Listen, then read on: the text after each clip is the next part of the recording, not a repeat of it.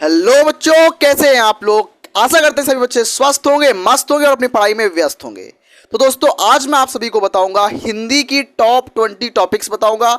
आज आपने देखा होगा थंबनेल पे मैंने लिखा है कि मात्र 20 टॉपिक पढ़ लो, आपके 100 नंबर पक्के हो जाएंगे। तो बिल्कुल दोस्तों, मैं कोई हवा हवाई बातें नहीं कर रहा हूं। आज मैं आपको टॉप 20 टॉपिक्स बताऊंगा जिनको करने के बाद आप बिल्कुल आसानी से 100 में 100 नंबर का सिलेबस कंप्लीट कर पाओगे। मतलब मैं आपको सिर्फ टॉपिक्स बताऊंगा, उनको करने के बाद आप बहुत अच्छे से मतलब 95 to 100% आसानी से स्कोर कर सकते हो। तो अभी आपने एक लाइक नहीं किया, सब्सक्राइब नहीं किया, तो क्यों नहीं कर रहे हो दोस्तों। जुड़ने के लिए एक लाइक करो, सब्सक्राइब करो दोस्तों। तो आइए बढ़ते हैं अपने टॉपिक्स की तरफ। मैं आपको बताऊंगा टॉप 20 टॉपिक्स।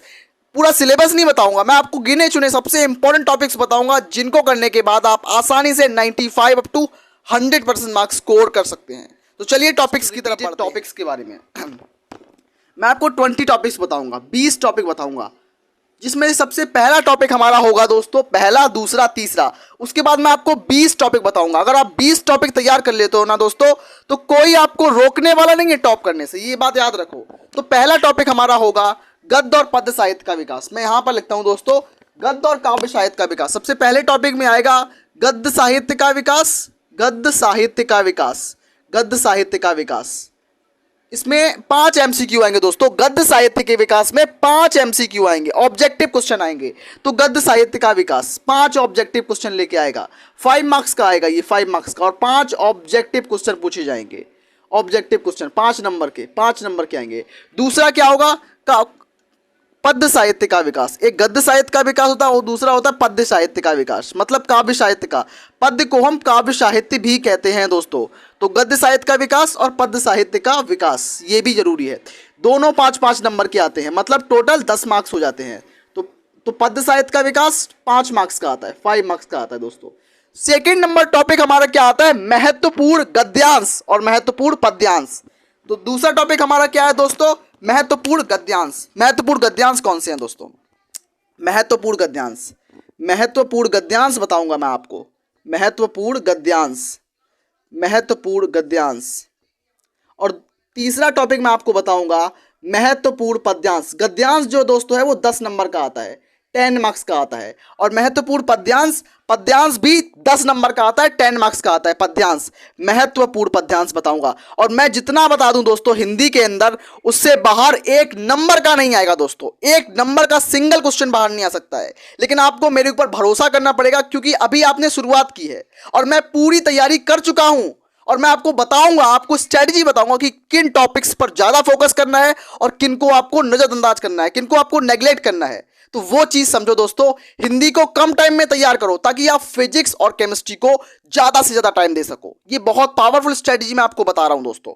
तो महत्वपूर्ण पद्यांश देखेंगे इसमें, महत्वपूर्ण पद्यांश, महत्वपूर्ण गद्यांश और महत्वपूर्ण पद्यांश। तो पद्यांश भी 10 नंबर का आता है, 10 मार्क्स का आता है। तो गद्यांश महत्वपूर्ण कौन से होंगे, सबसे पहला महत्वपूर्ण गद्यांश होगा राष्ट्र का स्वरूप। सबसे बड़ा, सबसे सिर्फ आपको 3 चैप्टर पढ़ने हैं, राष्ट्र का स्वरूप, अशोक के फूल, भाषा और आधुनिकता। ठीक है, सबसे पहला टॉपिक राष्ट्र का स्वरूप, राष्ट्र का स्वरूप, राष्ट्र का स्वरूप। पहला चैप्टर आपको पढ़ लेना है अच्छे से, और यहीं से आपको हो सकता है गद्यांश मिल जाए। अगर नहीं मिलता है तो सेकंड चैप्टर हमारा होगा अशोक के फूल। सेकंड चैप्टर दोस्तों हमारा होगा अशोक, अशोक के फूल, अशोक के, अशोक के फूल, अशोक के फूल। अगर आपको अशोक के फूल से मिला नहीं तो तीसरा चैप्टर हमारा होगा भाषा और आधुनिकता। सिर्फ 3 चैप्टर पढ़ने हमें। वैसे हिंदी के अंदर बहुत सारे चैप्टर दिए गए हैं, लेकिन आपको मेरी स्ट्रेटजी माननी होगी, एक टॉपर बनने की स्ट्रेटजी माननी पड़ेगी। मैंने यूपी बोर्ड क्लास 12 में डिस्ट्रिक्ट रैंक 4 कैसे गेन की, मैंने हिंदी और इंग्लिश को कम टाइम में तैयार किया। तो आप भी इस स्ट्रेटजी को यूज करो और 3 चैप्टर पढ़ के 10 नंबर पूरे करो। राष्ट्र का स्वरूप, अशोक के फूल, भाषा और आधुनिकता। एक तीसरा चैप्टर हो जाएगा हमारा भाषा और आधुनिकता, आधुनिकता, भाषा और आधुनिकता, आधुनिकता, भाषा और आधुनिकता। ये तीसरा चैप्टर हो गया हमारा। अब मैं बताऊंगा आपको 10 नंबर का, मैंने गद्यांश बता दिया आपको, तैयारी करा दी। 10 नंबर का पद्यांश आएगा। इसमें सिर्फ आपको 4 चैप्टर पढ़ लेने हैं। मुश्किल से 4 चैप्टर पढ़ लो दोस्तों, आपके 10 नंबर आपके मुट्ठी में हो जाएंगे। पहला चैप्टर पवन दूतिका, पहला चैप्टर आपको पढ़ना होगा, फर्स्ट चैप्टर पढ़ना होगा पवन दूतिका, पवन दूतिका। इन चैप्टर को नोट कर लो दोस्तों, प्लीज मैं आपसे रिक्वेस्ट करता हूं दोस्तों, प्लीज नोट कर दोस्तों। मैं आपसे हाथ जोड़ के रिक्वेस्ट करता हूं दोस्तों कि जो मैं टॉपिक्स लिखा रहा हूं ना, ये टॉप 20 टॉपिक्स, पहला टॉपिक गद्य पद्य साहित्य का विकास, दूसरा महत्वपूर्ण गद्यांश, तीसरा महत्वपूर्ण पद्यांश, ऐसे मैं आपको 20 टॉपिक बताऊंगा।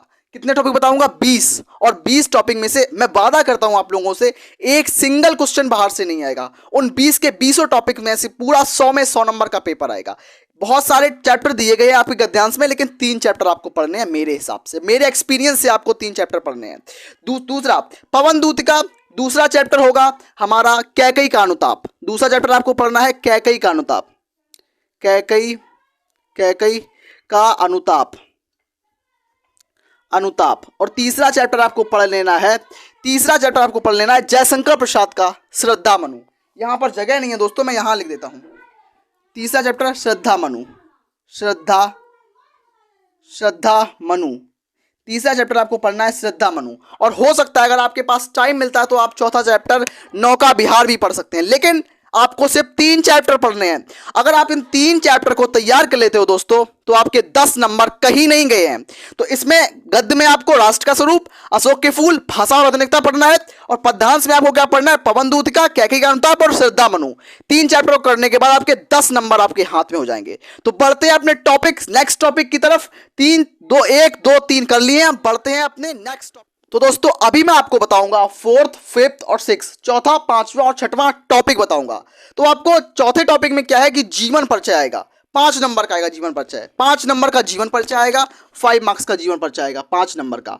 5 नंबर का आएगा कवि का जीवन परिचय, और 5 नंबर का आएगा लेखक का जीवन परिचय। इसमें आपको उनकी रचनाएं बतानी पड़ेंगी, उनका साहित्यिक परिचय देना पड़ेगा। तो दोनों चीजें करनी पड़ेंगी। आपके 10 नंबर आपके मुट्ठी में हो जाएंगे। 5 नंबर कवि का जीवन परिचय आएगा, याद रखना, और 5 नंबर की कहानी आएगी। 5 नंबर की कहानी आएगी, 5 नंबर का कवि का जीवन परिचय आएगा, 5 नंबर का लेखक का आएगा, 5 नंबर का कवि का आएगा, 5 नंबर की कहानी आएगी। तो सबसे जरूरी जीवन परिचय कौन है? मैं सिर्फ आपको 3 बताऊंगा, 3 कवि के बताऊंगा, 3 लेखक के बताऊंगा, और सिर्फ 2 कहानी बताऊंगा, जिनको करने के बाद ना आप बहुत आसान तरीके से, आपका सिलेबस बिल्कुल छोटा हो जाएगा और पूरा सिलेबस आप जल्दी से जल्दी कंप्लीट कर लेंगे। मेरा ये उद्देश्य है दोस्तों। तो सबसे पहले लेखक का जीवन परिचय, पहले होंगे वासुदेव सरड़ अग्रवाल। पहले होंगे वासुदेव सरड़ अग्रवाल। सबसे पहले होंगे वासुदेव सरड़ अग्रवाल जी। दूसरे होंगे हमारे हजारी प्रसाद द्विवेदी। दूसरे होंगे हजारी प्रसाद द्विवेदी जी, हजारी प्रसाद द्विवेदी। तीसरे हमारे कौन होंगे? प्रोजी सुंदर रेड्डी जी, प्रोजी सुंदर रेड्डी।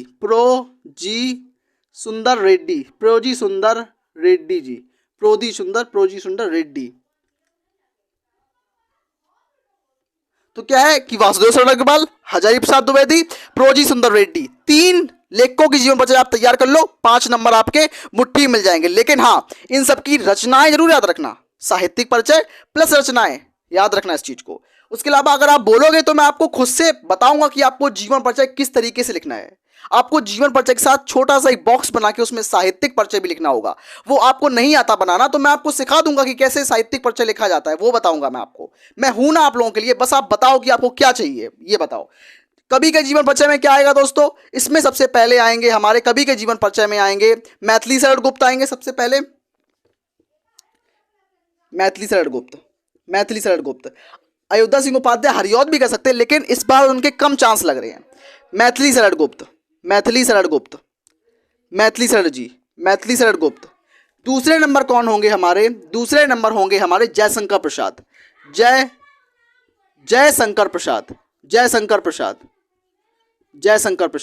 और तीसरे कौन होंगे हमारे? तीसरे होंगे हमारे रामधारी सिंह दिनकर जी, दिनकर। तो तीसरे हमारे होंगे रामधारी सिंह दिनकर दोस्तों। तो मैथिली शरण गुप्त, जयशंकर प्रसाद, रामधारी सिंह दिनकर, ये 3 अगर कवियों के जीवन परिचय आप याद कर लेते हो विद रचनाएं, रचना बहुत जरूरी दोस्तों लिखना। आप लेखकों के, कवि के जीवन परिचय लिखो, उसमें उनके साहित्यिक परिचय जरूर लिखो और उनकी रचना जरूर लिखो, ये बहुत जरूरी है। आप कहानी साहित्य में आते हैं, कहानी 5 नंबर की आती है। और कहानी, कितनी कहानी पढ़नी है? वैसे तो आपके सिलेबस में 4 कहानी है, लेकिन मेरे एक्सपीरियंस से आप पढ़ो तो कहानी हमेशा अथवा में आती है। कहानी हमेशा अथवा में आती है और कहानी सिर्फ आपको दो कहानियां पढ़नी है। पहली कहानी कौन सी है? पंचलाइट। पहली आपको पंचलाइट कहानी पढ़नी है दोस्तों, पंचलाइट, और दूसरी पढ़नी है आपको बहादुर। पंचलाइट पढ़नी है, दूसरी आपको बहादुर कहानी के बारे में पढ़ना है। और इन दोनों कहानियों का आपको उद्देश्य और सारांश पढ़ना है। तो पंचलाइट और बहादुर कहानियों का उद्देश्य पढ़ लो, पंचलाइट और बहादुर कहानी का सारांश पढ़ लो, आपके 5 नंबर मुट्ठी में मिल जाएंगे। लेकिन हमने यहाँ पर 6 टॉपिक लिए हैं। अगर हम 7वें टॉपिक पे लेके चले तो वो है खंड काव्य। 7वां टॉपिक हमारा क्या होगा? खंड काव्य। 7th नंबर टॉपिक होगा खंड काव्य। लेकिन मैं खंड काव्य के बारे में नहीं बता सकता दोस्तों, क्योंकि वो जिले वाइज होता है। खंड काव्य जो होता है वो जिलेवार होता है, जिलेवार। तो यूपी में 75 जिले हैं दोस्तों। कितने जिले हैं? 75। तो खंड काव्य मैं नहीं बता सकता, क्योंकि यूपी में 75 जिले हैं और 75 जिलों में अलग अलग खंड काव्य चलता है। तो इसके लिए आपको प्लीज़ अपने स्कूल टीचर से कॉन्टेक्ट करना पड़ेगा। अपने स्कूल में जाओ और पूछो कि अब हमारे जिले में कौन सा खंड काव्य चलता है। यूपी में 75 जिलों में अलग अलग तरीके का खंड काव्य चलता है। तो इसको जरूर याद रखना दोस्तों। आप किसी और जिले का मत करके आ जाना, ये आपके जिले वाइज होता है। तो बढ़ते हैं अपने नेक्स्ट टॉपिक की तरफ, 8वें, 9वें और 10वें टॉपिक की तरफ दोस्तों। अब मैं आपको बताऊंगा आगे वाले टॉपिक्स, जो कि है 8वां नंबर टॉपिक, 9 नंबर टॉपिक और 10, 11, 12, 13, 14, 15 टॉपिक्स। मतलब इन टॉपिक्स को अगर आप कर लेते हो ना, तो आप खुद बोलोगे कि आपका बोर्ड का जो रिजल्ट है, मतलब मैं ये बता रहा हूँ, आप पूरा सिलेबस पढ़ोगे। उससे अच्छा है कि मैं आपको जो टॉप 20 टॉपिक बता रहा हूँ ना, उसमें पूरा सिलेबस का जो मोस्ट इंपॉर्टेंट पार्ट है वो सब आ जाता है, जिससे आप 95 से लेकर 100 नंबर तक के बीच का जो गैप है उसको आराम से छू सकते हो। तो हमारा हिंदी का पेपर जो आता है वो खंड आ और खंड खा में आता है। खंड आ जो होता है 50 नंबर का होता है, 50 नंबर का, और खंड खा जो होता है वो भी 50 नंबर का होता है। तो दोस्तों आपका खंड आ जो है वो समाप्त हो चुका है। 7 नंबर तक जो क्वेश्चन आते हैं खंड आ से आते हैं, और 8 से जो क्वेश्चन स्टार्ट होते हैं वो खंड खा से आते हैं। तो खंड का आ खत्म हो चुका है आपका, खंड खा चल रहा है अब, खंड खा चल रहा है अब। तो संस्कृत गद्यांश, संस्कृत पद्यांश, व्याकरण, ये सब खंड खा के अंदर आती है। तो संस्कृत गद्यांश जो है वो 7 नंबर का आता है, 7 मार्क्स का, और संस्कृत पद्यांश ये भी 7 नंबर का आता है दोस्तों। संस्कृत गद्यांश के अंदर आपको 3 चैप्टर पढ़ने हैं, जो कि सबसे ज़्यादा जरूरी हैं। कौन से 3 चैप्टर हैं? वो चैप्टर हैं संस्कृत भाषाया महत्वम, संस्कृत भाषा का महत्व। संस्कृत भाषाया महत्व मतलब संस्कृत भाषा का महत्व क्या है, ये चैप्टर। उसके अलावा महामना मालविया, ये चैप्टर, महामना मालविया बहुत जरूरी चैप्टर है। उसके बाद जातक कथा। अगर आप इन 3 चैप्टर को कर लेते हो दोस्तों, अगर आप इन 3 चैप्टर को कर लेते हो तो आपको कोई दूसरे, मतलब आपको पूरा सिलेबस नहीं करना दोस्तों, सिर्फ 3 चैप्टर। कौन कौन से? संस्कृत भाषाया महत्वम, महामना मालविया, जातक कथा। ये 3 चैप्टर पढ़ लो, आपके 7 नंबर पक्के हो जाएंगे। और संस्कृत पद्यांश में दोस्तों एक राज की बात मैं आपको बताऊं तो ये श्लोक होता है, इसके अंदर श्लोक 7 नंबर का श्लोक आता है, जिसमें 2 नंबर का इसमें संदर्भ आएगा और 5 नंबर का हिंदी अनुवाद आता है, 7 नंबर का हो जाता है। अगर आप एक चैप्टर पढ़ ले तो सिंगल चैप्टर सुभाषित रत्नानी, कौन चैप्टर है? सुभाषित रत्नानी। तो आपका पूरा सिलेबस में से बस आप एक चैप्टर पढ़ लो सुभाषित रत्नानी, आपको वहां से एक पद्यांश मिल जाएगा। 100% गारंटी। कितनी गारंटी इसमें है? मैं 100% गारंटी देता हूँ, 100% गारंटी है कि अगर आप पद्यांश में एक चैप्टर पढ़ लेते हो सुभाषित रत्नानी, तो आपको कोई और चैप्टर पढ़ने की जरूरत नहीं है, बस एक चैप्टर, सिंगल चैप्टर दोस्तों। अब मैं बात करूंगा व्याकरण में। तो व्याकरण में 11 नंबर टॉपिक आता है मुहावरे, कर लो। 10 नंबर टॉपिक मुहावरे, 11 नंबर आपठित गद्यांश, 12 नंबर शब्द युग्म कर लो, 13 नंबर अनेक शब्दों के लिए एक शब्द कर लो। मतलब अनेक शब्द होंगे, अनेक शब्दों को मिलाकर एक शब्द, अनेक शब्दों के लिए एक शब्द कर लो, ठीक है, अनेक। और उसके बाद वाक्य संशोधन, मतलब सेंटेंस को सही करना, सेंटेंस को सही करना। 15 नंबर टॉपिक पर्यायवाची शब्द, मतलब एक शब्दों के जो अनेक शब्द होते हैं, अनेकार्थी शब्द, पर्यायवाची शब्द करने हैं। उसके बाद आपको मैंने 15 टॉपिक बता दिए हैं, बचे 5 टॉपिक। 20 टॉपिक में से आपको 15 टॉपिक मैं बता चुका हूं, अब हमारे पास 5 टॉपिक बचे हैं। तो चलते हैं आगे वाले टॉपिक्स की तरफ। तो दोस्तों हमारा नेक्स्ट टॉपिक जो आगे वाले टॉपिक्स हैं 16 नंबर, 17 नंबर, 18 नंबर टॉपिक्स। तो इन टॉपिक्स को अब मैं बताऊंगा आप लोगों को कि कौन कौन से टॉपिक हैं। सबसे 16 नंबर टॉपिक हमारा 2 नंबर का टॉपिक है, 2 मार्क्स का टॉपिक है। छंद 2 मार्क्स का टॉपिक है। अलंकार 2 मार्क्स का टॉपिक है। तो दोस्तों रस में क्या आएगा? रस में आएगा हमें कितने रस पढ़ने हैं। हमें हमारे सिलेबस में वैसे बहुत टाइप्स के रस हैं, लेकिन हमें केवल 3 रस पढ़ने हैं। कौन कौन से रस पढ़ने हैं? सबसे पहला रस है श्रृंगार रस, सबसे पहला है श्रृंगार रस, श्रृंगार रस। दूसरा है करुण रस, दूसरा पढ़ना हमें करुण रस, करुण रस। तीसरा पढ़ना हमें हास्य रस, तीसरा हमें पढ़ना है हास्य रस, हास्य रस। तो इन 3 रसों को पढ़ेंगे दोस्तों तो पूरा हो जाएगा हमारा। हमें सिर्फ 3 रस पढ़ने हैं।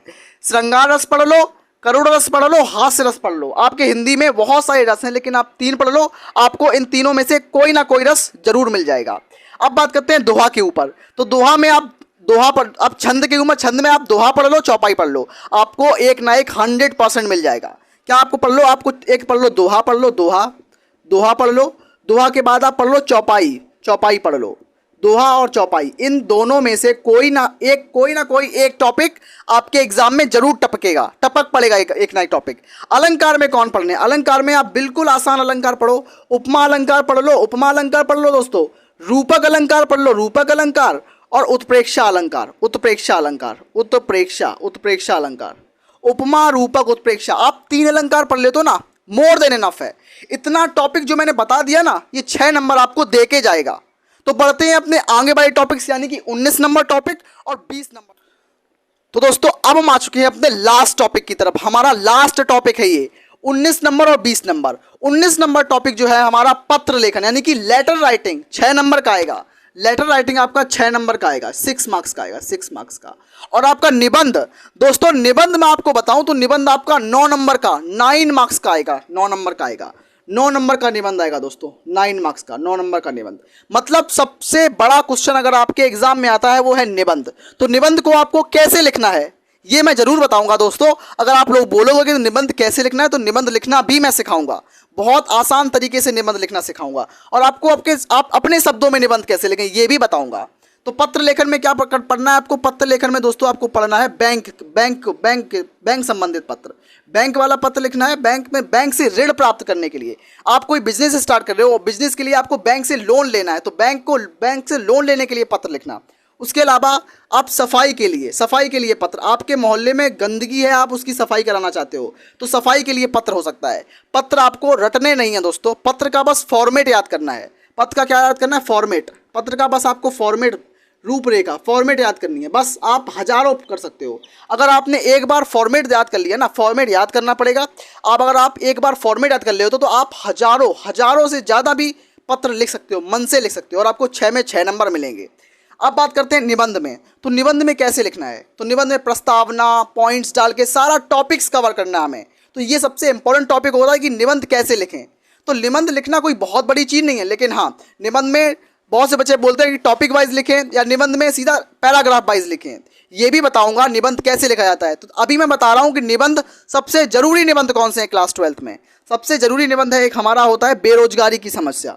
मैं यहाँ पर इस दूसरे मार्कर का यूज़ करता हूँ, ये ठीक है। तो हमारा निबंध कौन सा है, सबसे पहला निबंध है बेरोजगारी की समस्या। बेरोजगारी की समस्या, बेरोजगारी की समस्या, ये निबंध बहुत जरूरी है, आ सकता है। दूसरा है पर्यावरण प्रदूषण, पर्यावरण प्रदूषण के बारे में, पर्यावरण प्रदूषण। तीसरा है आतंकवाद, तीसरा है आतंकवाद, आतंकवाद के बारे में। चौथा क्या है, चौथा है विज्ञान वरदान और अभिशाप। चौथा में क्या है, विज्ञान वरदान है या अभिशाप, इसके बारे में बताओ। तो ये 4 टॉपिक हमें दिए गए हैं और इन टॉपिक में से 100% आपके बोर्ड में क्वेश्चन आएगा। तो निबंध और पत्र लेखन को तैयार करना मेरी जिम्मेदारी है, मैं आपको तैयार करवाऊंगा। तो अभी मिलते हैं नेक्स्ट वीडियो में, तब तक के लिए धन्यवाद। लेकिन आपको top 20 most important repeated topics को जरूर तैयार कर लेना है किसी भी हालत में। तो मिलते हैं बेहतरीन वीडियो में।